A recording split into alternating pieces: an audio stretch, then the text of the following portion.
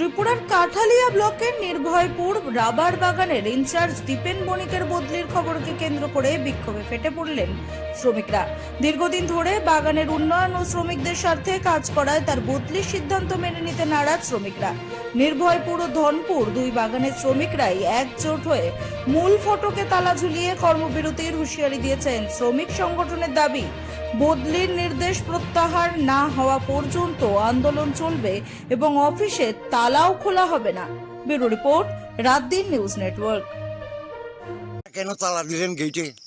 আমাদের নির্ভরপুর ইনচার্জ দীপেন বণিককে বদলি করা হয়েছে। কালকে আমরা খবর পাই তাই নিয়ে উন্নয়নমূলক কাজ করছে, বাগানের অনেক শ্রমিকের আবদ্ধি বিপদে অনেক উপকার করছে, তাই নিয়ে কাজকর্ম দিয়া অনেক লোক অনেক উপকার পাইছে কাজকর্ম করে, তাই নিয়ে বদলি করা দেওয়া হয়েছে।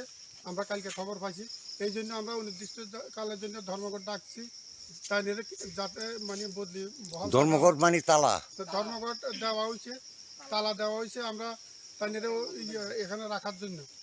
হ্যাঁ, যদি না বদলি যদি রুখে না যায় তাহলে আমরা অনির্দিষ্টকালের জন্য সমস্ত কাজকর্ম বন্ধ থাকবো।